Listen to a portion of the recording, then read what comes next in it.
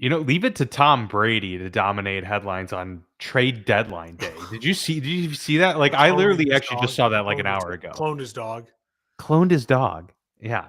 Which I don't even know like how they actually do it, and they're probably keeping everything very close to the vest. So who knows if it's actually legit or not? But it seems like it is. I don't It's know. the same company that's bringing back the woolly mammoth that brought back the dire wolves. Yeah. And I've actually listened to the CEO of that company and then like the head scientist. They've done two separate interviews on Rogan. I've listened to both interviews, and they're both really fascinating. And it is really interesting what they're doing. So basically, I know for a fact they've talked about them cloning dogs for not Tom Brady's dogs. When I saw this, I knew Barbara exactly what. Streisand's dog, Yeah, apparently. and basically they say they're like, we can't guarantee the personality is the same, but like exactly DNA, that is your dog. Like it is 100%. Yeah, they're gonna have the marks, It's the fur 100%. marks at certain Yes. spots. Yeah, yeah. And so it's like, it is really weird. I would never want to do that. No, that's that's You're a dog creepy. person like me. I've had so many dogs in my life. I That's the beauty of them. It's this little thing Yeah. that comes in and comes out of your life, and they're their own unique thing. Um, I especially I think it's a bad look when there's so many dogs in shelters too. I'm an adoptive Yeah, shop. I have never absolutely. bought a dog. It's Totally. always rescued a dog my whole family history. So a bad look for Brady, but I guess you got to spend your money somehow, right? Yeah, right, yeah. He's, and of course, he's invested in the company that he cloned, his dog with, so there's Yeah. that too, but we've got a lot to get to. Trade deadline day here, Tuesday, November 4th at 4 p.m. Eastern time was the end of the NFL trade deadline for the 2025 season. We've got a few trades to talk through. Really, the only meaningful ones were all kind of bombshell trades for the most part. Nothing Yeah. What really. election? No election happened today. It's just trade, No, trade, yeah, trade, trade. yeah, exactly. A lot of trade talk and only trade talk throughout the NFL. We'll get to Week 9, those games as well. Probably going to do a little bit shorter synopsis of most of the games this week because we are going to get to this um, trade news as well. So we'll dive into that first and then look at Week 9 in a nutshell.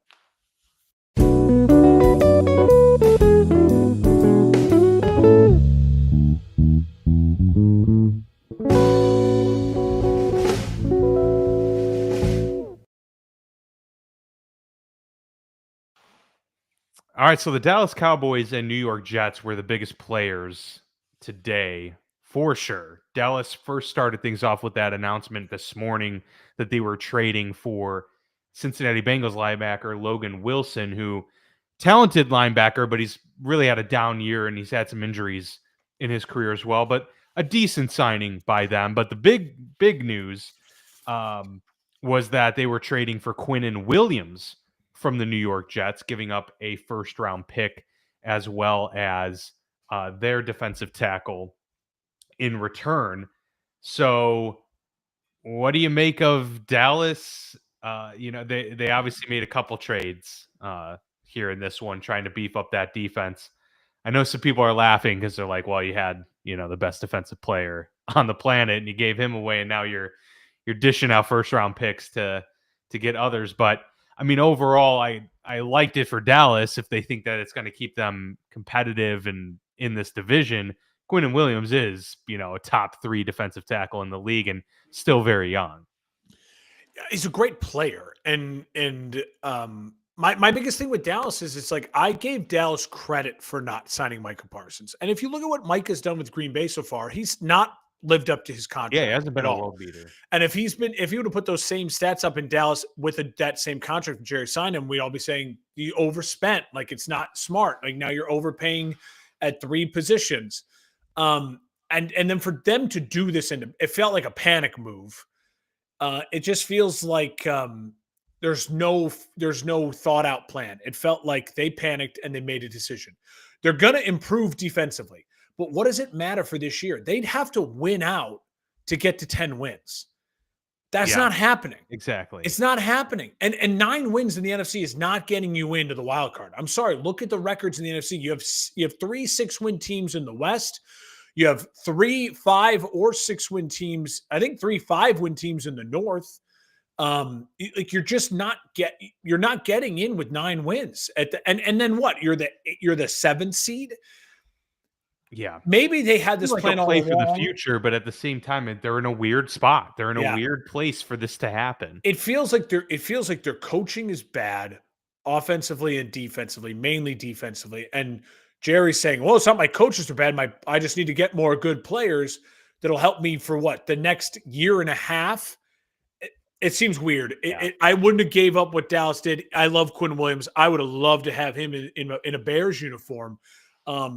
If you're Quinn Williams, whatever, I'm going to Dallas. Like, hey, I'm going to get into a situation that has more of a winning culture than what I've been in. Again, I'm sure he'll be a Yeah, and he'll really make the good bag. player. He'll get the bag. Yeah, he'll be a really good player and all that. But it doesn't seem like now all of a sudden I'm like, Dallas is on the move. Look out. Right. They'll be better, but I think it's too little too late. And we'll talk about it. They lost the game that they had to have for them to want to make a run and then to make a trade. If they would have won that game and they're at 4-4-1 and they make a trade, then it's like the vibes are in the right direction. This felt desperate today. That's true. Yeah, and they in return, the Jets get the higher of the Dallas Cowboys first round picks because they did have one from the Packers, of course, in that Micah Parsons trade. So they'll get Dallas's pick. They'll get Dallas's pick, and so that's icing on the cake there for the Jets, who were very busy today. They also shopped Sauce Gardner, the top cornerback, probably top 3 corner in the NFL, for 2 first-round picks to Indianapolis. So Indy spending big, and they gave up their second-round pick from just a year ago in A.D. Mitchell, and he hasn't been very good as a wide receiver on that team in a crowded room. What's that? He's the fumble guy. Yes, indeed. But what a return, I think, for the Jets. I mean, overall, you gave up 2 super talented, really young players, so it does seem like a bit wonky. But I've heard some people make the argument the New York Jets are in a state where they have to be real with themselves and understand that, okay, we're farther away from winning than we thought. By the time we get to that point, Sauce and Quinnen are probably going to be on the next contract that we're going to have to pay them and dish out a lot of money. So why not collect 3 first-round picks out of these deals and just completely start over? Of course, the quarterback's going to be in the equation there too. So overall, I think the Jets made out pretty well here. Oh, I'm not quite sure what Indy is doing. I think this clearly shows that they think Daniel Jones is like the dude, right? Because they're mortgaging their picks for the future to get an elite defensive back. Two things. I think you nailed the analysis there. I just want to add. I think when you look at what the Jets have now with 2 first-round picks this year, 2 second-round picks this year, and the next year, 2027 draft, you're talking about 3 first-round picks and I think 2 second-round picks. So you're talking about in the next 2 first rounds and 2 second rounds, you're talking about 5, 7, 9 players in the premier slots in a draft. Yeah. The Jets hit on half. You got to hit on half. The Jets need 9 good players, right? Like they need they're an organization needs that. I think that what the Jets did smartly is they at least said to their fan base, listen, we have at least a building block of a plan. Now, if in 4 years from now we'll say, does the plan work or not, right? In next year, 2 years, we're not going to know. But the 2020, I know this is crazy, the 2027, 2028 season, we will be able to start to tell if the Jets did the right thing or not. I always struggle when bad teams trade good players. It's why I hated when the Bears traded Roquan Smith. Yeah. Oh, he doesn't fit in Matt Eberflus's defense. Well, then you hired the wrong coach, and we realized that because they got rid of Matt Eberflus. Who's still a great player and who's a bad coach? Matt Eberflus is a bad coach, and Roquan Smith's still a great player. Greg Olsen doesn't fit in Mike Martz's system. Then you hired the wrong offensive coordinator because that guy's borderline Hall of Fame, first ballot Hall of Very Good, and was the best pass catcher on that team. And Mike Martz was your offensive coordinator for 2 years. And Jay Cutler hated his guts. So again, it's like I think I said it on this show when the Jags traded Jalen Ramsey. It was like early in our career of this show. It was just like eventually you hope if you're the Jags, the picks you get, they become Jalen Ramsey. So I get why Jets fans are initially frustrated, but again, it resets the clock. At least it gives you direction. Like you said, the timeline for Sauce and for Quentin Williams is not lining up with the timeline for where they are right now. Now, I'd argue, why not trade Garrett Wilson? That's different.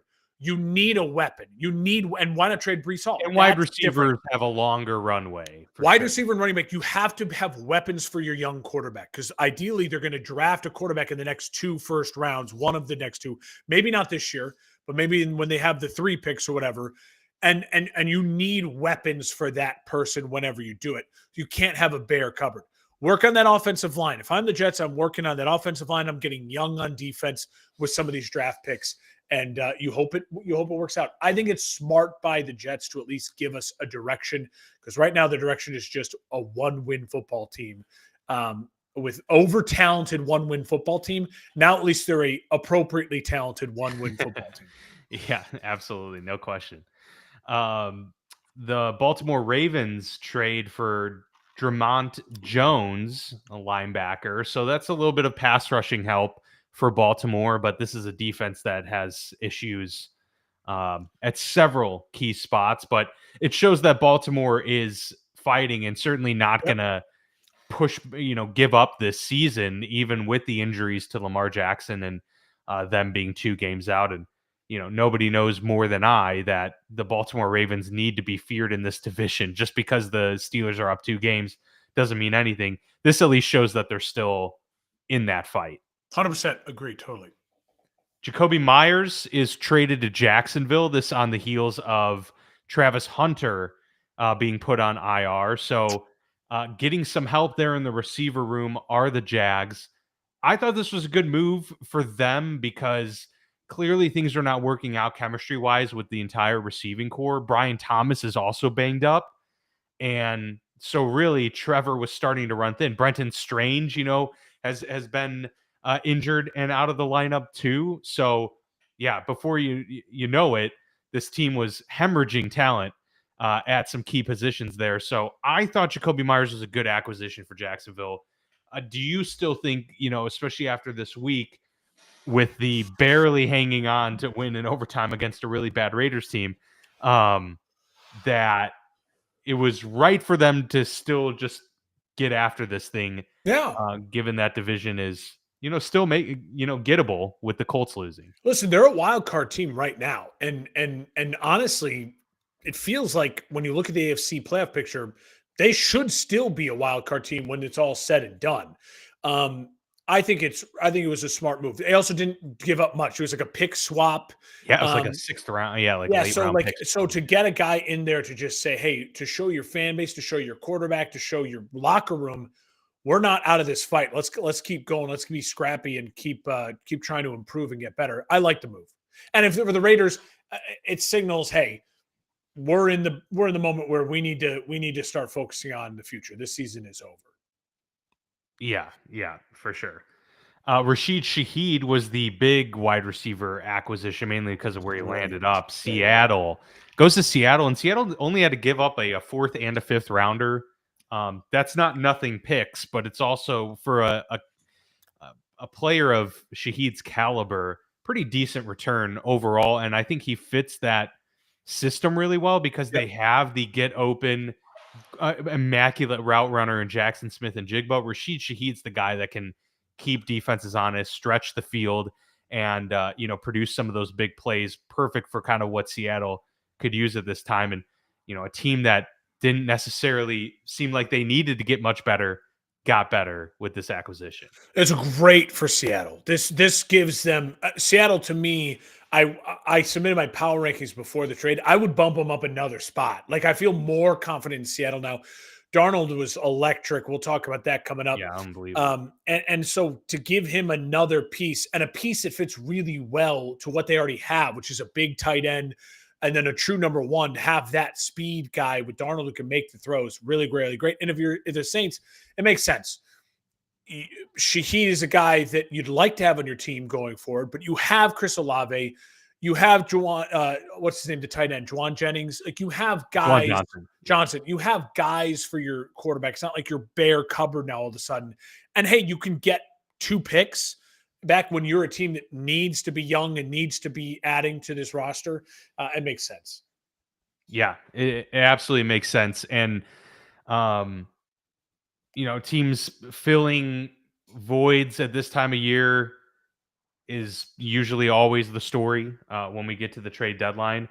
And some of them aren't as sexy or as flashy as others, but the Los Angeles Chargers trading for Trevor Penning, the tackle, also from the Saints, an important move there, especially now that we have heard Joe Alt suffered yet another setback and another brutal injury that's going to put him out. I believe it's for the season, right? Yep. I believe him and Slate are out for the season, which it's crazy. That's crushing. I mean, it's crushing. It just goes to show you, we always say, we can say it all we want. We just said about the Jets, invest in the offensive line. You can invest in the offensive line of the Chargers and you can just get decimated. It happens, cluster injuries, and you never know. It's why this league is so good.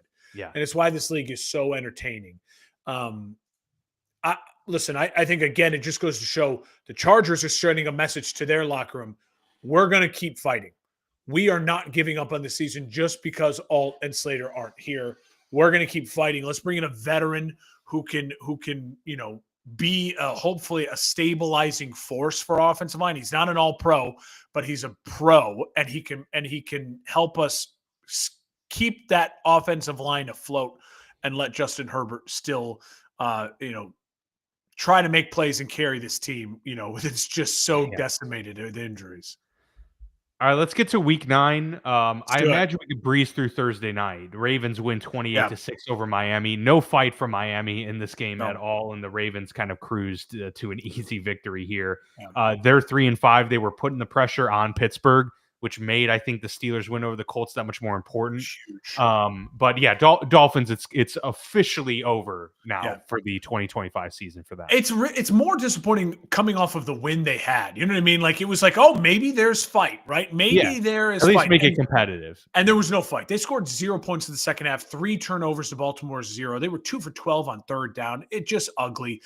Lamar was great. It was just great to see him back, and he wasn't running. He ran 5 times for 14 yards. It was about with his arm. Dolphins have the Bills next week. The Bills have got to just cruise through that one, right? Take the momentum. You need to win that game if you're Buffalo. And the Ravens, they're at the Vikings next week. That's now all of a sudden a really juicy matchup. The Vikings that looked kind of dead 2 weeks ago now suddenly have a ton of life against a Ravens team that has a ton of life and is playing for a ton. Ravens at Vikings all of a sudden shaped to be one of the best games of this weekend. Well, especially with the way the Vikings offense is playing and how the Ravens defense is still, struggling overall. Yeah, that is very interesting. Let's get to the Bears and Bengals. What a game, and a familiar name here chiming in. Johnny Shoemaker. John! Long time no see. The Bears game may have been the best football game I've seen in a very long time. He says, I'm loving the chemistry that's starting to form and truly believe Ben and Caleb can be something special. What a wild game. 47-42 against the Bengals. The Bears almost gave it up, Mark. Like, you had to not be feeling too good about this defense. They came through at times, and Tremaine Edmonds, like that, I don't understand. You can tell me what the broadcast said, because how did they call him down? I don't understand. Well, did they say he was touched and that caused him to fall? In the act of shooting, of catching. Yeah, but which is insane. I'm with you. It's insane. There's got to be movement. Like, he had to have been pushing him, I would say. Well, and again, can't you don't get on the offensive side, you're not down until you complete the catch, right? Right. He hadn't completed the catch. He was still in the air. And so, again, it's one of those things I'm like, there's a lot of things that led to Johnny, good for you, man. I think it was a great game. I hated this game. Like, it gave me many heart attacks. Fireworks at the end. I mean, you had to be like, Dan, it started with fireworks with the kick return, like for a touchdown. I'm going to say a name that I haven't said ever, and it's now a name that I think is really important, and I hope it's a person that got his ass chewed out and is going to light a fire under himself and his unit. Richard Hightower, the special teams coach for the Chicago Bears. You get the opening drive kickoff. You have a field goal blocked. Your kicker misses another field goal. that he got bailed out for on a weird fluke penalty. Your onside kick execution was absolutely horrendous. Yep. The Bears lost this game on special teams. They won the game because Caleb made a all-time throw to Colston Loveland. And Colston Loveland, God bless him, made an all-time stay on your feet, bounce off a guy, and finish the play because, again, Cairo Santos ain't making that they're kick. so guaranteed. He's not making that kick. He's just not. That was an awful defensive, how do you not wrap up in that moment? Well, I mean, the Bengals are trash. They really are. So a couple things I want to point out. The Chicago, Caleb Williams, obviously 20 of 34, 283 yards, 3 touchdowns. I thought this is why you draft Caleb Williams 1-1. I think this is the game you finally saw it. His 2 touchdown throws to Loveland are the perfect examples of what I expected from Caleb Williams coming out of USC to the NFL. And what do I see on both the touchdown passes? The quick one on the goal line, and obviously the deep one that then he runs in for the touchdown to win the game. Lasers, like special arm talent. Extremely confident, like a guy that has to be confident to make those throws. And also both of the throws were just in stride in the steps of the offense. And then also what we saw at times, again, was Caleb Williams with his feet in the pocket and actually running the football. A special player making special plays. That also, there was a couple sacks he took from scrambling that are going to make you bash your head into a wall, but you take that because then he makes the scramble play on the big third down. And you're like, this dude is special. And also Caleb, especially after we saw what happened with Jaden Daniels. And again, it's fair to compare Jaden and Caleb and Drake May. We're going to have to for their length of their career.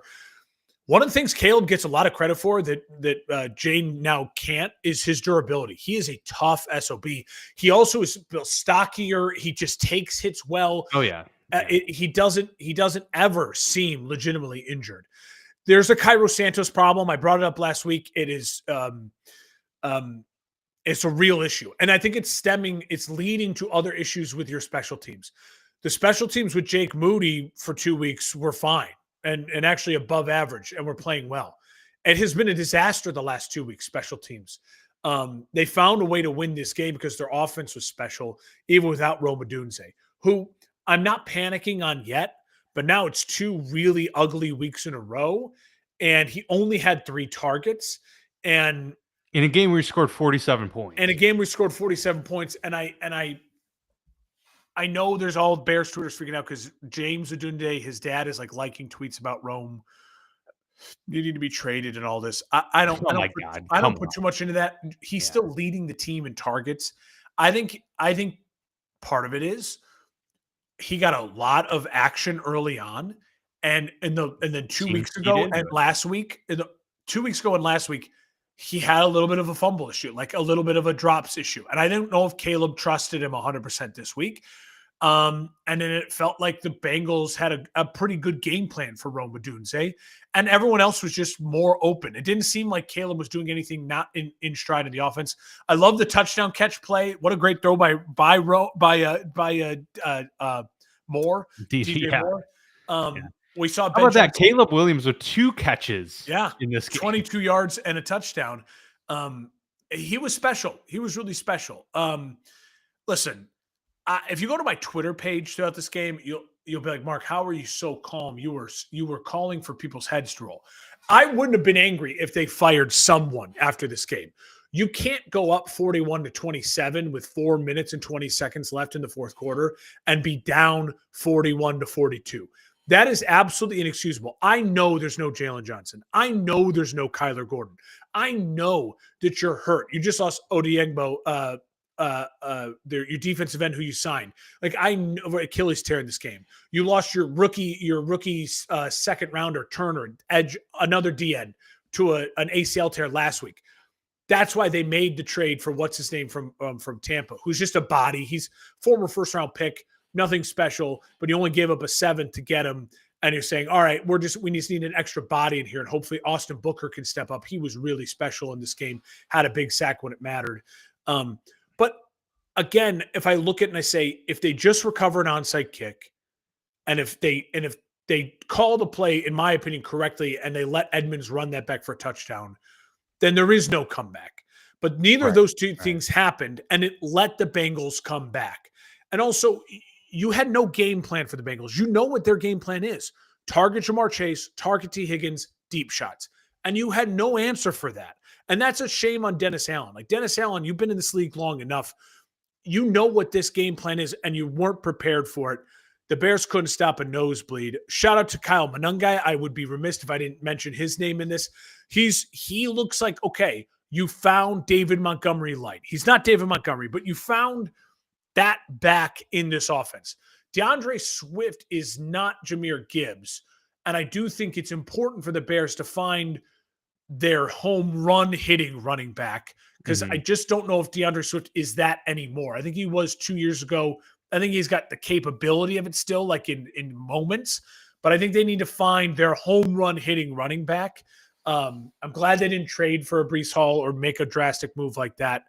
They can find him in the draft, I believe. They can find him maybe in free agency or in another place. Don't give up draft picks. You can't afford to do it. Really, listen, 5-3. I'm pumped about where they're at. Cincy's season feels pretty dead at this point. Yeah. You're at 6 losses in the AFC. Cincy is at, I have it written down here now, they're on a bye, which they need to get healthy. And the Bears are home against the Giants. Cannot let this slip up. You have a tough schedule coming up post Giants. Find a way to get to 6-3. And then you just got to win 4 games down the stretch, which I think is capable for this Bears team. Yeah, definitely. I agree with you about the Bengals for sure.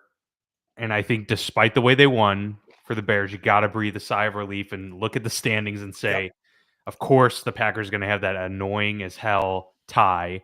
They are 5-2-1 at the top, but then it's Detroit 5-3, Bears 5-3, Minnesota 4-4. This, strap in. Yeah, it's going to be a dogfight down the stretch. And speaking of the Lions, they lose to the Minnesota Vikings in JJ McCarthy's return. Traded blows for a decent portion of the first half, but really Minnesota's defense was able to hold Detroit to, I think it was 5 3-and-outs. That's just not going to cut it. Like, Detroit, a team that's also built to dominate time of possession, that's built to sustain drives and keep their defense out of the field. I think their defense just had to go on the field too often in this game, and that proved to be kind of what broke them in the end. Yeah, listen, Montgomery's fumble in the third quarter was the deciding point. It was 17-14. The Lions are driving. He fumbles. The Vikings do a quick score. All of a sudden, it's 24-14. And for an offense that struggled against that Vikings defense, they gave up 5 sacks. Jared Goff just never felt 100% comfortable. Laporta had a really nice game. Williams had that great touchdown. That was really awesome.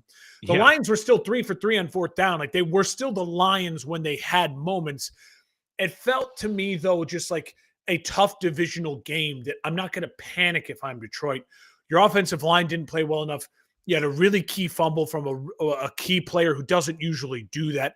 And listen, JJ McCarthy was 14 of 25 for 143 yards, 2 touchdowns, interception. His interception was ugly. He was also sacked 5 times. Yeah. He's the type of player right now, it just feels like if you give him chances, shit kind of goes wild. Like, I mean, the touchdown pass to Hawkinson rolling right against, and then he throws back to his left in the red zone. That's a pick 9 times out of 10 for so many players. It was a touchdown for them. Like, is that JJ is great? I don't know. We'll have to see if it's prolonged success, or is that, man, they got pretty damn lucky today. He can move. Yeah. Is it sustainable? Aaron Jones being back was big for them. Lions, I'm not panicking. We knew this division would be tough. You're going to lose some divisional games. Vikings, this was a gut check win. Now, let's see how they respond against the Ravens next week. The Vikings, Ravens, Lions are at Washington. That's a get right game for the Lions. They got to go put it on Washington and get to 6 wins. Yeah, absolutely. That's just got to look at 6 right now and keep that in sights for sure. They are still figuring themselves out, and so if they can do that while also trying to get, or I'm sorry, I'm talking Minnesota there, but for Detroit. Yeah, I mean, 6, you can rectify this pretty quickly, and no one's going to beat you over the head for losing to a divisional foe that is also, well coached and has a Yeah. really talented defense at times. I will say really quickly, just I want to not be too critical. I know people are like, Mark, you just hate on JJ McCarthy. He's not my cup of tea, but his last completion of the game, what it was his best. That throw to Naylor to seal it when they were needed that first down, that little like kind of back shoulder like fade throw. I mean, it was a thing of beauty and a gutsy call late in the Yeah. game, and he made the throw. So credit where credit's due. JJ McCarthy made the plays to seal that victory for his team. Well, there was a young quarterback that didn't make the plays to seal the victory, but still got the victory nonetheless, and that was the Carolina Panthers beating Oh the man. Green Bay Packers in an ugly, disgusting game, 16-13. But you had to be cheering the whole way through. Bryce Young goes 11 for 20 coming in off of his injury, 100 yards and that one interception that looked really bad. But Jordan Love wasn't a whole lot better, and he threw 37 times, had the interception as well. The only thing you say is I guess Green Bay kind of ran the ball okay. But yeah, it was a mess of a game. And I mean, Romeo Dubs was like the only player doing anything in the receiving game for Green Bay in this one as well. So yeah, pretty gross. Green Bay had that fumble that was, a killer as well. And yeah, I mean, what a nice win for Carolina, who somehow finds themselves at 5-4 this season. Meanwhile, the Packers had a golden opportunity to create that extra separation in the NFC North. Now it's anyone's game. The Panthers were a 2-touchdown underdog on the roads at Lambeau Field, and they won this game 16-13. I mean, credit where credit's due. My brother-in-law is a diehard Packers fan, Tyler, and I talked to him after this game, and I just said, obviously, I wasn't watching the game. I was watching the Bears, and I just said, what happened? Like truthfully, not like in a gloating way, but like what happened? Yeah, like explain the And story of the game. he just said Rico Dowdle. Like he's like they Rico Dowdled us. Yeah, and it's so clearly the best player right now on this team. Which is so funny why it's like, how did you not have a game plan for that? Make Bryce Young beat you. Bryce Young was not good in this game. You watch through the highlights, everything. There's not one Bryce Young highlight. It's 11 of 20 for 102 yards and an ugly interception in the red zone. So it's like, I just don't understand how the Packers let Rico Dowdle beat them. Yeah, like the one guy you have to account for. Listen, Jordan Love was also not good. He threw the ball 37 times. That interception was really ugly in the third. He should have had another interception there that was dropped in the red zone. That was one of the worst throws I've seen in a long, long time. But that's what Jordan Love does.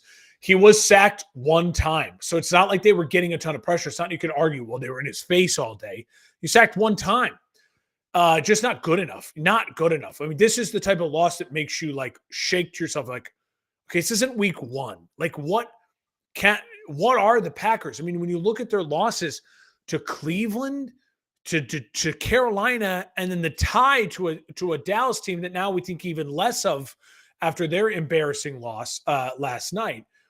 So the Packers clearly can beat anyone, I think, but they clearly can be beat by anyone. And I know that's a lot of the NFL, but man, when they lose, it's ugly. And I'll say this, Tucker Kraft is now out. He was your wide receiver number one. We joked about it last week. I made the joke on the show, like you had Christian Watson back, Romeo Doubs. You had, obviously they're waiting for Jalen Reed, but you invested a first-round pick in Matthew Golden. Matthew Golden had 2 catches for 9 yards. After Tucker Kraft went out still, it's like they're not featuring. Caleb Williams had a better receiving line than Christian Watson. Caleb Williams has more touchdown catches than when Matthew Golden. Matthew Golden. That's what. And it's like, listen, now Tucker Kraft's out. So you have Watson, you have Dobbs, you have Golden. Like, produce. And it doesn't feel like their passing game consistently produces. The Packers deserve to lose this game in those uniforms, and they have a mother of all like those games, uniforms, dude. But actually, I feel like they should be the Bears alternate because it looks like Bears much more like what the Bears would have worn. Packers Eagles Monday Night Football, that it will be must watch, except for YouTube TV customers, and then Panthers and Saints. You're looking at one right here. That's an ugly game, but I think the Panthers. If you're a Panthers fan, you got to look at that like we have to beat the Saints to get to 6-4. And the Carolina Panthers. That'd be incredible. That'd be incredible. I mean, the path to 9 wins this season seems like insanely reasonable then at that point. Yes, Like, absolutely. yeah. The Chargers barely beat the Titans 27-20, but they really did rebound after that really bad initial pick six that Justin Yeah. Herbert threw. He responds immediately with a touchdown Great pass in drive. zone, and then more weird stuff happens where DK runs the punt back for a touchdown. All of a sudden, it's like 14-7. You're like, is Tennessee going to somehow pull off some weird magic here? But the offense only musters 6 points in this game. So the Chargers were in control the rest of the way. Obviously, the Joe Alt loss is the big headline out of this one. We expected them to win. They're 6-3.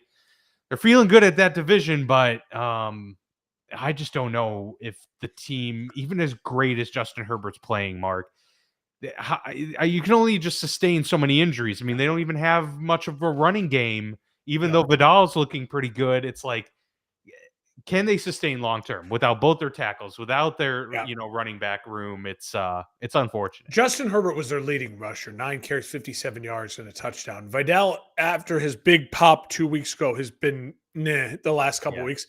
But Dan, he was sacked 6 times, Herbert. So they found a way to win a game when their offensive line was crap. And you hope it now improves with the addition they made at the trade deadline we talked about at the start of the show. The Chargers led 20-17. They get the ball. They go on this is at the end of the third quarter. So the start of the fourth, they go on a 15-play, 99-yard touchdown drive. They're up 27-17. The game should be at that point over, and it pretty much was. So they responded when they needed to, right? They got the ball. They stopped the Titans on downs at the 1-yard line. They marched 99 yards down, score a touchdown, and they put the game away when they had to, when there was a bunch of nonsense. I mean, the Titans fumbled the ball 3 times or recovered 3 times. Like, this was a wild game. The Titans scored 20 points, and yet their quarterback threw 145 yards and no touchdowns. Their running back ran for 56 yards and no touchdowns. So they scored in weird ways. It wasn't like the Titans were marching the ball down the field and giving it to the Chargers. It was just a wild game, and the Chargers survived. They're 6-3. They are at the Steelers. No, they're home against the Steelers Sunday Night Football. Sunday night and Monday Night Football are going to be great games featuring the state of Pennsylvania teams. And then the Titans are on a much-needed bye. We need a bye from the Titans. Seriously. Yeah, I know. I want to stop talking about it. The 49ers beat the Giants 34-24. So the early season surge, the reminiscent of the Tommy DeVito a couple games from a couple years back, has cooled off considerably there in New York. They find themselves at 2-7. 49ers at 6-3. Christian McCaffrey, phenomenal day, over 100 yards, touchdown on the ground, also a touchdown through the air.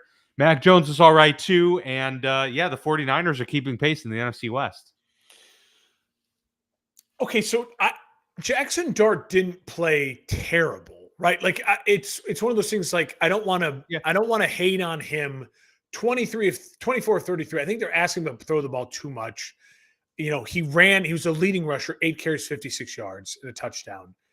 So he accounted for 3 touchdowns. My thing is, like, how do I judge the 2-7 Giants right now when they have nothing around Jackson Dart? They have nothing around him at all. So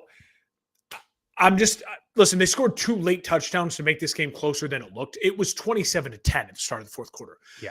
San Francisco was owning this football game. Mac Jones was great. And I will say he got Kittle involved. McCaffrey was everywhere. 28 carries, 106 yards, a touchdown. He also was their leading receiver, 5 catches, 67 yards, a touchdown. It was a vintage McCaffrey game. Great win for the Niners. They find themselves at 6-3. And again, I still don't know what to make of them. It's maddening. They're 6-3, but do I trust them? I don't know, because I don't know who's their starting quarterback when push comes to shove. It's starting to feel like they just need to keep riding Mac Jones. I don't. Is that crazy to say? I don't know, because you paid Brock Purdy, one of the 4 highest paid guys in the NFL. But right now, you're winning football games that he's playing well. So I don't know what they do, especially because they're home against the Rams next week. That is a colossal game. We've already been talking about next week 10 is off the charts with colossal games. And as we mentioned, Giants at the Bears. Yeah, I wonder if it's almost like an Arizona situation where they say, "Yeah, you're still injured a little bit, Brock. We're going to keep you there and keep our starting quarterback in line uh, for a little bit longer." Yeah, I'm curious to see how that plays out. I skipped the Patriots game, so go back real quick because they barely beat the Falcons. A great game for Michael Penix, who had 3 touchdown passes, all to Drake London in this one. Drake May was under duress. I think that was kind of the story in terms of the Patriots offense. Sacked, was it 6 times in this game? So really a tough going there, but Drake May's still able to, will his team to victory with 2 touchdown passes in this one and get the win 24-23. So I'm not going to bang on them too much here, but yeah, it was a tough outing overall. They had to scrap and claw for everything that they got. But Drake May overall was able to get them across the finish line, especially when they struggled to run the ball. They really didn't have much help. Now, listen, the sacks are starting to add up for Drake May. Sacked 6 times. So I was a little surprised they didn't make a move maybe on the offensive line. I don't know exactly what their situation is, but it's so hard. Like, who's trading away good offensive line? The last 2 weeks, it's just been really, really tough. Atlanta's lost now 3 in a row. They're kind of in a tailspin. I'll say this about Drake May and Michael Penix. I thought they both played well. I thought they both played well enough to win this game. Drake London is a stud, and Atlanta has built this team with 3 high-end, highly skilled skill position guys with their tight end, their running back, and their wide receiver 1. If you look at their yards, 90% of their yards in this game were those 3 guys. And that's just what Atlanta's doing. And they're making you try to guard all 3 guys. And it's hard for teams to do that. Bijan, I know, only 12 carries, 46 yards, but he had 8 receptions for 50. I'd like to see Atlanta run the ball more consistency. I don't love that Penix had to throw the ball 37 times. Sure. There are times that Penix, who threw 3 touchdowns, it's weird. There are times that it's just like, God, this feels a little too much like Tua. And then there's other times I'm like, know what? He's bigger and the ball zips way more off his hand. So I do think I'm starting to have an idea of what Michael Penix is. And I do think it's a little bit more Jared Goff and a little less Tua. But because he's a lefty, it just looks a lot like Tua at times. And he's so immobile. I feel like he's even more immobile than Jared Goff. For Drake May, Douglas had a big game. Diggs had a really nice touchdown. He also fumbled twice, lost one interception. It was the first time that Drake May, didn't play great, but they won the game. So I'm not going to be too critical. They are at the Bucs next week. That is another ginormous game. Bucs coming off a bye. Noticing a trend. And I will say this for Atlanta, just too many errors. The grounding, the missed extra point, just so much stuff behind the line of scrimmage. They were 1 for 10 on 3rd down. That reflects poorly on your young quarterback. You've got to be better than 1 for 10 on 3rd down. I know you're on the road. I know it's a tough environment. You got to be better. Atlanta has the Colts. They're in a tailspin. They've lost 3 in a row. The Colts are coming off of a bad loss in the sense that it killed the vibes, the momentum for them being the only 1-loss team left in the NFL. That game's in Germany, I think. Good luck to the Atlanta Falcons. But right when we count them out, would it shock you if they upset the Colts and win in Germany? I don't know. Probably not. I don't know. I mean, that would spell disaster for Indianapolis, I think, coming off of this loss to have back-to-back. But anything can happen, especially in these international games. And, yeah, it wouldn't totally shock me for sure. The Steelers beating the Colts 27-20 in a game where they forced 6 turnovers of the Colts. The Colts had committed 4 turnovers all season long coming into this game. They were on a historic pace offensively. And the Steelers stymied them all around, stuffing the run, wreaking havoc on Daniel Jones, creating pressure. It was, and we talked about this, not that I predicted a win, but that it wouldn't surprise us in the slightest if this was a game where Tomlin and team got up for and rallied the troops and pulled out a victory. Did I anticipate 6 turnovers in it? Absolutely not. But that's what happened. The defense came alive in a game that really felt like they needed to save their hopes. Probably not for the season, Mark, but absolutely for the division. If they lost this game and go to 4-4, I'd almost write the ticket for the Ravens to take over this division. But now you keep that separation alive a little bit. Yeah. And maybe you give yourself some momentum here, knowing you beat one of the best offenses in the NFL, at least was playing as such coming into this game. Ironically enough, the offense kind of, failed in this one to put it away. The defense came through huge. The Steelers had opportunities here, but Darnell Washington dropped 2 straight red zone, passes. Jonnu Smith on the first play of the game dropped what would have been a 40-yard pass. So this game could have easily been, 34-20 or 34-17, something like that. So I'll give them a little grace there. But, Roman Wilson was coming off of finally a couple nice weeks looking like he was going to be a good quality wide receiver 3, makes a boneheaded move to try and hurdle someone, fumbles late, gives the Colts an opportunity and gives them some life. Like, that's the stuff that happens in the NFL. You can't rely on. That was my onside kick. Like, your fumble was my onside kick. Like, you can't do that. You can't do it, dude. And to hurdle the guy for when you had a gain of 2, and you're gonna get what, 2 more yards out of it? Yeah, you already did the important part. Yeah, you stayed in bounds. Like, just you caught the ball, stayed in bounds. Like, just do that. But no, I mean, I'd be lying if I said I wasn't like stoked and happy with the win. But as I've said before, I'm not going to put too much stock into this win until I see them do it against multiple good teams. Yeah. They can't just have a 1 week or a random flash in a pan. This has to be consistency from Pittsburgh before I believe it. Jalen Ramsey, full-time safety, by the way, in this game. And that might be staying for a while because they don't have Deshaun Elliott there. So it felt like the defense, there was no unit in the NFL that needed a bigger week than the Steelers defense, and they got it. 6 total Colts turnovers. They were all over the run game too. I mean, 40 yards. 40 Jonathan Taylor, 14 carries, 45 yards. They asked Daniel Jones to throw the ball 50 times. It felt like the Colts. That's the way to beat the Colts, man. That is 100% the way to beat the Colts. It felt like the Colts could not respond to the Pittsburgh throwing their best punch, and the Colts did not have a counterpunch. Their counterpunch was keep throwing it with Daniel Jones. And as we saw against a team like the Steelers, when their defense is, everyone is playing at the top end, Watt was involved, everyone was involved. It's like it's just not a sustainable way to win. I'd be lying to say it wasn't an ugly start for Pittsburgh. You kind of mentioned it. They were down 7-0, but then it was 17-7 and a half. And you felt like, oh, Pittsburgh got control of this game. And then when you start the fourth quarter on a 7-play, 56-yard touchdown with the Warren run, and you go up 24-7, the Colts scored those 2 touchdowns late, right? Yeah. Like it felt a little bit like, oh, the box score should really look like it looked like at the end of the third. You know what I mean? Where it's like Pittsburgh dominated. They dominated the second and third quarter. And yes, it happens all the time in the NFL. Teams get a 2 touchdown lead, and then there's time is on your side and everything. And then all of a sudden he completes a couple passes.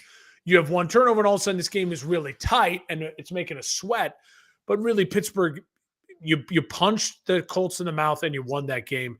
Huge win, especially because giant game at the Chargers next week. Yeah, and huge. As we mentioned, Colts are at the Falcons. Yeah, the Steelers do get, a stroke of luck that they don't have Joe Alt there. So, TJ Watt and Alex Highsmith and Nick Herbig better have another big game because that opportunity is right there for them. And they got to definitely try and stack this once again. And for them to bounce back in the second quarter the way they did after the fake punt, give up, like you could have folded. Like it was one of those where it's like after last week and then the way the first quarter started, I was nervous for you. And then it's like, oh, they responded. So kudos to the Steelers defense big time. And I mean, that showed you too what teams were thinking of the Pittsburgh in general. We're backed up inside our own 30-yard line and we're going to fake punt it. you know? Um, and so the one thing I will say, the Colts were 5 for 5 on 4th downs. I mean, Yeah. that's you can't have that, No. like even as dominant of an effort, like you got to stop them at least a couple times there. Real quick tidbit before we move on. Can you guess who this Pittsburgh Steelers leader in pass deflections since 2021 is? Pass Deflection. deflections since 2021. Be I mean, Mr. Cam Hayward. Cam Hayward has 30 pass defenses. monster. I And was going to say for a Watt. defensive tackle Yeah. to have 30 passes defensed in 4 years is remarkable. That's He is part of one his the Hall of best Fame in the resume. business at it. That's part of that. You got to add that nugget for his Hall of Fame resume. Easily. He literally has a nickname called Clamps Hayward. They call him Clamps That's Hayward funny. because he gets his hands up and really wreaks havoc. All right, the Broncos barely beat the Texans 18-15, but they're 7-2. They're atop the AFC West still, and they keep finding a way, Mark. As frustrating as this Bo Nix-led offense can be at times, and they were playing one of the best defenses in the NFL, they won. And they won 18-15. Like this might just be what they are, right? They're a gritty team. They're never going to look really pretty and buttoned up, but they're finding ways to win. They won. Sutton 1 catch, 30 yards, a touchdown. There's nothing there that stands out to you that is like, holy smokes. And they're struggling to run the football, which is not a Sean Payton it's bizarre. What stands out to me is CJ Stroud was 6 of 10 for 79 yards, then goes out with a concussion. And with the way that the Broncos offense was struggling against Houston's defense, I firmly believe that if CJ Stroud plays that game, it's the opposite result. And we're talking about a Broncos now, like, oh man, now it finally came home to roost. You lost a game against on the road against a good defense, but your offense is really, really struggling. But the Texans were 3rd and 17 on 3rd down. I mean, their season's on life support now. They couldn't run the ball. Chubb and Marks combined 28 carries, 77 yards. Broncos have a great defense themselves, probably the 2nd or 3rd best defense in the NFL. Listen, I don't have much to say for the Broncos. They play the Raiders next week, so they'll probably get to 8 wins. Like, this is going to be, it feels like fluff. They're not in my top 10 power rankings, even though they're 7-2. So, like, That's kind of how I felt about the Colts. Even coming in last week, I'm like, yeah, they're the best record in the NFL, but I don't know, just not buying it. Texans at Jags, home against the Jags, and so that's an important game for both. If CJ Stroud is not playing, the Jags have got to find a way to win that game easily. Yeah, especially because the Jags barely beat the Las Vegas Raiders. Takes us to our next game, 30-29. Wild game. A really brutal start yet again for the Jacksonville Jaguars offense. Trevor, to his credit, had a really nice second half, especially 4th quarter. And then they go to overtime, and they go all the way down 4th and goal. Trevor gets across the line on a sneak. And then the Jaguars defense lets the Raiders, with their one opportunity there, go all the way down and score and get a touchdown. The Raiders, of course, said, screw the tie, we're going for 2, and that was the difference there. Jacksonville won, but it's just, this team is frustrating, man. Like, I just can't imagine what it's like to be a Jacksonville Jaguars fan. Like, they're just frustrating. They could have so easily lost this game. Well, yeah, Dan, this game was 9-6 at the end of the 3rd quarter, and it ended up 30-29. Yeah. So both teams went like, it's like that Broncos Cowboys game from a couple weeks back. Where, it was like, okay, the dams broke in the 4th and 3rd quarter. I mean, 4th and overtime. It was like, if you look at the drives, it's like touchdown, touchdown, touchdown, field goal, end of game, touchdown, touchdown. I love the Raiders going for 2 and trying to win the game. Yeah, absolutely. I love that. I mean, and so I give them credit. If you for that. weren't the Raiders, though, if you were the Bears in that situation, would you have wanted ties them to go for it? Ties help. We've learned that ties help. So yeah, I think I would want the tie at that point. Yeah. Lockett. I don't love the play call because it was Tyler Lockett's first target of the game, and again, it's one of the reasons why I think they traded away their wide receiver, because it's like, again, Yeah, you Kobe just Myers, yeah. you just got Lockett in, and he's Geno's, but like so it's like, hey, we're gonna kind of ride this thing out and lose a bunch of games, but we'll be comfortable with Geno and Lockett. Listen, I'll just say this: Brock Bowers was back, 12 catches on 13 Yeah, targets, seriously. 127 yards, 3 touchdowns. They've got to find a way. I know their offensive line is terrible, but Genty has these moments where you see the special. They have got to invest in their offensive line. I don't care if they're starting Geno Smith again next year, but this team needs to be like what the Bears were, where it's just like Kyle Monangai, 26 carries, 137 yards. That's what Genty is built for. You've got to improve that offensive line. For the Jaguars, listen, Trevor Lawrence, no touchdown passes, and they score 30 points in an overtime win. Now, he did run the ball, and he did score the running touchdown. ETN, they featured him a ton. I don't know what to make of Jacksonville right now, except for the fact that they're just finding ways to steal some football games. And when you're a bad organization, you just ride that. Just ride it and see what happens. And they made a trade for obviously a wide receiver. Yep. And you say, hey, let's let this thing roll out and whatever, how the chips fall, the chips fall. They're on pace to be a playoff team. They certainly look like they'd be a chaotic playoff team to play in the first round. I don't know. Easily. Yeah. I feel like you'd want to play them. And then I also feel like, I don't know, they play in these weird games. They do. The Rams won 34-10. I don't have much to say on this against the Saints. Saints are 1-8. Rams are 6-2. One thing to say. Matt Stafford's the MVP. He has 21 touchdown passes to only 2 interceptions. The next closest leader in touchdown passes, and again, he's had a bye week already, so he's played one less game than a lot of guys, is Herbert with 18. He's first in yards per game behind only Brock Purdy. I'm not counting Brock Purdy because there's like 2 games and it's like he had the one insane game. 268 yards per game. He is playing phenomenal football right now. It looks so easy for him. Adams is rolling. Nakua is back. What a great touchdown grab for Nakua. 7 catches, 95 yards. Kyron Williams and Blake Corum went off. This is the number 1 team in my power rankings after this week, the Los Angeles Rams. Damn. I'm willing to just put them up there and ride with them right now. They are at the 49ers next week. I cannot wait for that game.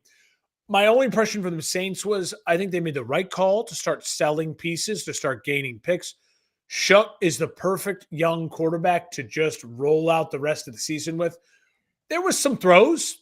There was a lot of other throws. But for a first start against the Rams in at home, on the road, it was a tough one. What'd you make of the Bills beating the Chiefs? We talked about it last week. Hey, the Bills do beat the Chiefs in the regular season many times, and Allen that's kind of what we saw here, right? 4-1 versus Mahomes in the regular season. Josh Allen is, and they haven't beat him in the playoff. What I make of this game is, I'm unsure. Like I like Bosa looked good. Yeah. The Bills, listen, their offense in the second half, 2 punts, a missed field goal, and a touchdown. They had a chance to really like step on the throats of the Chiefs. They had them on the ropes. They were playing better football than the Chiefs. But listen, they just didn't do enough to impress me in this win at home. It's a great win. Don't get me wrong. It's going to matter in the standings because it matter for them. They're at 6-2 now. I love that they committed to Cook, 27 carries, 114 yards. Allen was good with the 2 push touchdowns along the goal line. He is special along the goal line. But I think to myself, wait a minute, the Chiefs scored 0 points in the first and the third quarter. Mahomes throws an awful interception late in the game.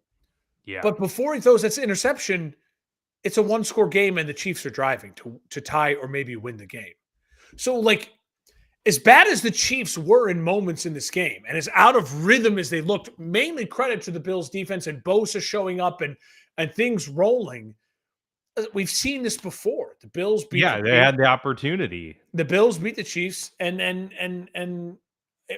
I don't make anything of it except for like, okay, I'll see them again in the playoffs, and I'm going to bet the Chiefs.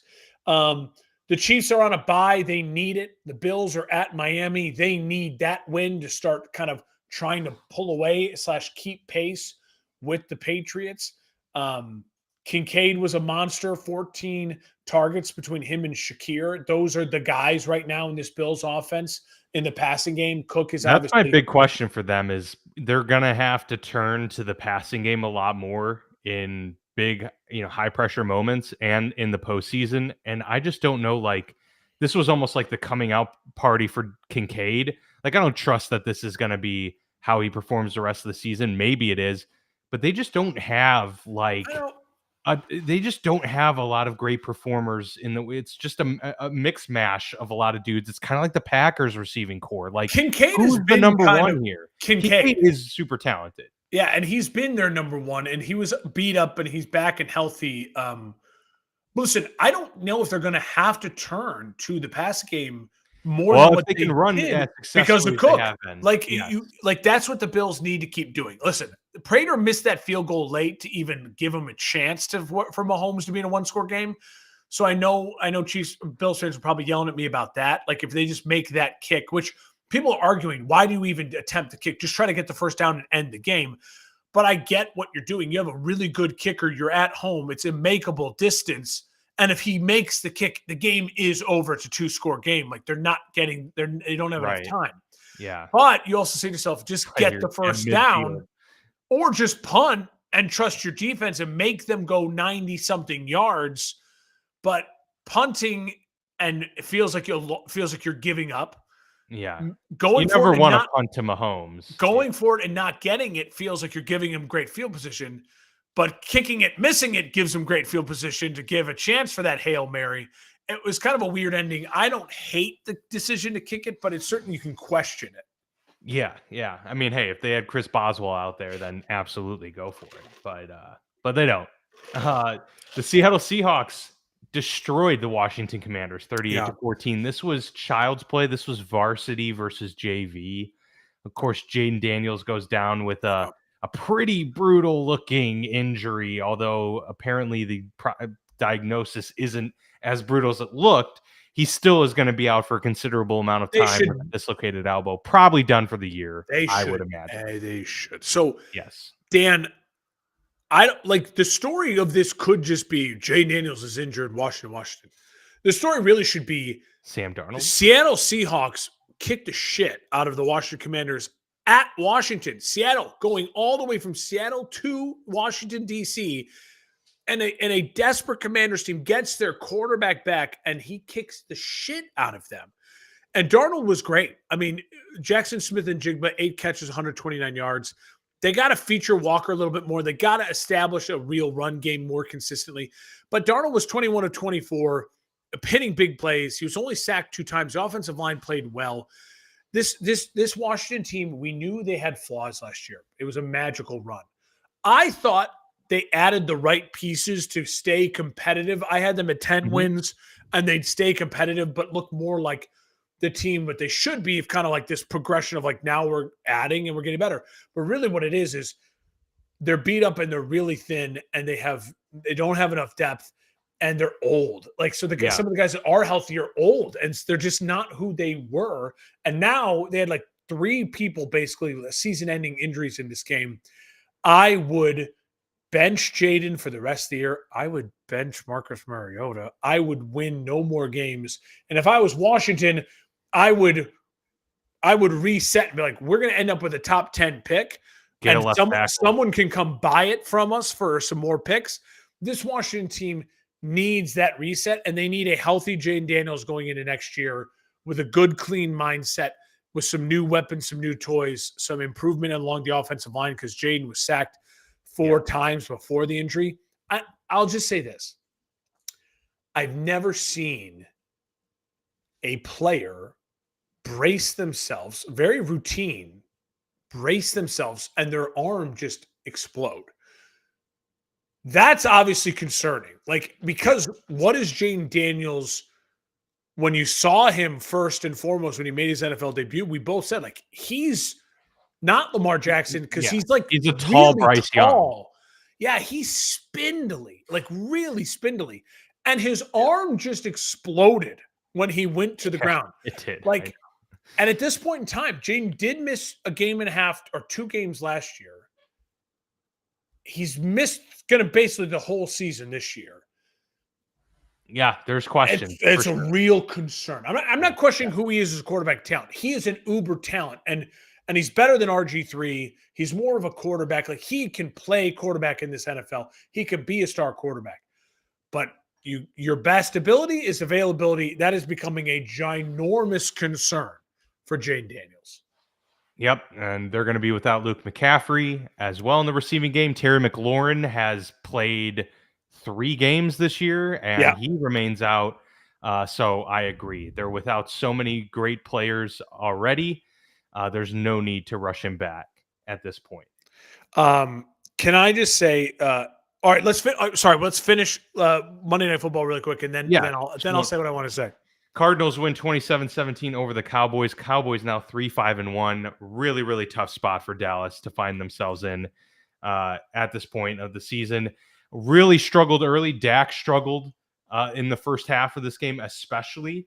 And Jacoby Brissett and the Cardinals just look like a better operation with him in at quarterback. We've heard Jonathan Gannon say he's going to be the starter next week against Seattle. So we'll see how this goes, but it does appear that Kyler Murray is a soft benching right now.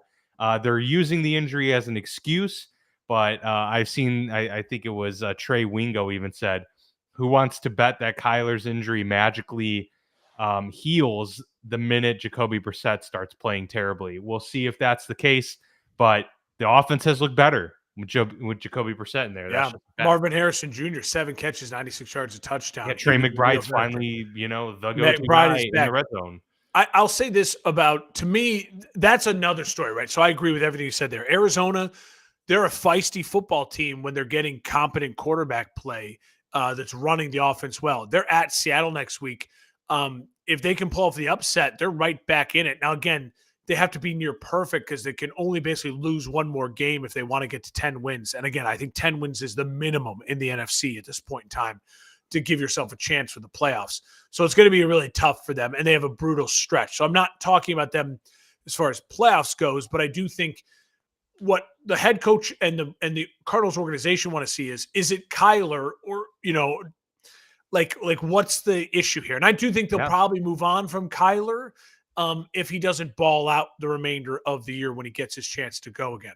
Listen, Dallas was 0 of 3 on 4th down, plus they had an immense amount of turnovers, and so it's like you add those as turnovers as well. They were out of sync. It was not good. Dallas, they went touchdown, fumble, interception after cutting the lead to 27-17. And it's like you go fumble, interception on those last 2 drives. Like you're too many errors, too many shooting yourself in the foot. And that's after you have a horrible start to the game and you let Arizona jump all over you at home. Right. It was ugly. And it's the reason why I was so confused why they went all in on the trade deadline here. They're at a bye next week. Maybe that's what they convince themselves to, is like, hey, we're going to bring these guys in and we have a week to get everything right. And now we can make a run. And the tie does give you a cushion, right? But it's going to have to be a hell of a run from Dallas. I just don't know if they have it in them. Yeah. Same here. Dan, you had something you wanted to add, so throw it in. Next week, we get Jags, Texans, hopefully CJ Stroud's playing the game. Yeah. You got Patriots, Bucks, 7-2 versus 6-2 in Tampa. Ravens, Vikings. Records aren't great, but we know these are like these teams. It's massive. Well, yeah, and it's really important for them to stabilize their season. And then you look at the Cardinals, Seahawks. That's huge for the Seahawks. You can't let up a division game like that. Lions, Commanders. For the Lions, you're 5-3. You're playing a wounded dog right now. Like, you've got to go on the road and bounce back, right? Rams, Niners, Chargers, Steelers, Eagles, Packers are your 3 last games. Fox, good luck picking the game you want to watch. Fox prime time, 3:25, Rams, Niners, and then you immediately, that game ends, and you go to Chargers, Steelers, and then Monday Night Football, Packers, Eagles. The end of week 10 is going to be phenomenal. Yeah. Carve out at least 30 minutes of the show at the end for those 3 games next week. It's going to be.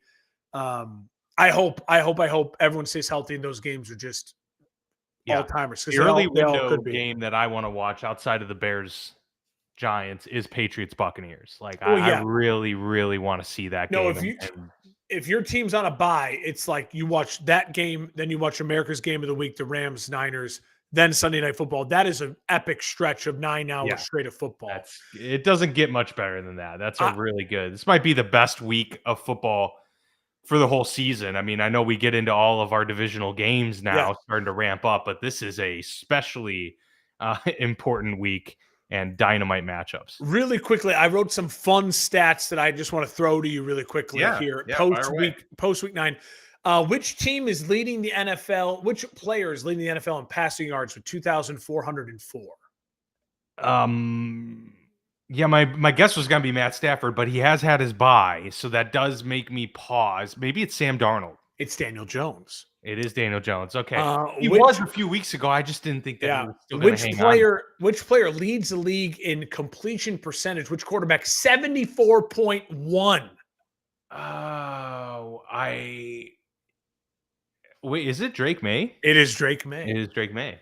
Who is leading the NFL in interceptions? Well, you're not going to know this. I'm just going to tell you because I love the stat. There's 3 people tied with 4.